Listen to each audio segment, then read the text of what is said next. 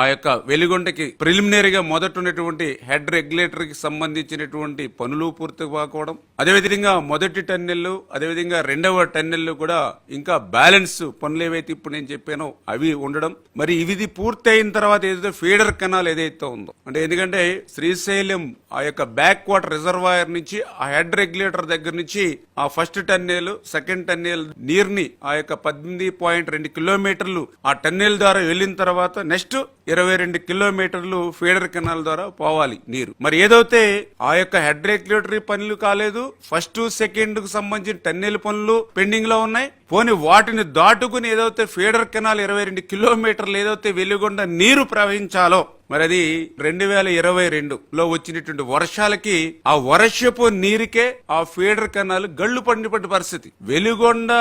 నీరు ప్రవాహానికి కాదు, ఆ ప్రాంతంలో కురిసినటువంటి వర్షాలకే ఆ ఫీడర్ కెనాల్ 5-6 చోట్ల గండ్లు పడినటువంటి పరిస్థితి. అంటే ఫీడర్ కెనాల్ కూడా పూర్తి స్థాయిలో ఎక్స్టెన్షన్ గాని లైనింగ్ గాని లేనిటువంటి పరిస్థితుల్లో ఆ కెనాల్లో ఉన్నటువంటి ఏదైతే కేవలం ఆ యొక్క తవ్వినటువంటి మట్టి అటు ఇటు వేసి సదిరి దానిలో అనేకమైనటువంటి బండరాళ్లు ఇవన్నీ ఉంటే అవన్నీ కూడా మరి పెద్ద పెద్ద గ్యాప్స్ ఉండి చిన్నపాటి వర్షం వస్తేనే ఆ వర్షపు నీరే ఆ గట్లలోంచి బయట వాగుల్లోకి ఊళ్ళలోకి పోతోంది. మరి ఇటువంటి స్థితిలో ఆ హెడ్ రెగ్యులేటర్ పనులు పూర్తి చేసుకుని ఫస్ట్ టెన్నాల్, సెకండ్ టెన్నాల్ వర్కులు కూడా ఒకవేళ మేము పూర్తి చేసుకుని నీరు వదిలినా కూడా, అంటే దగ్గర ఫస్ట్ టెన్నాల్ అంటే 3000 క్యూసిక్ల నీరు, రెండవ టెన్నల్ నీరు 8500 క్యూసిక్ల నీరు, అంటే మొదటి రెండవ టెన్నెల్స్ ని పూర్తిగా మనం పనిచేస్తే దగ్గర 11,500 క్యూసిక్ల నీరు వెలిగొండ ద్వారా మనం తీసుకెళ్తాం. మరి ఈవేళ వర్షపు నీరుకే ఆగనటువంటి ఫీడర్ కెనాల్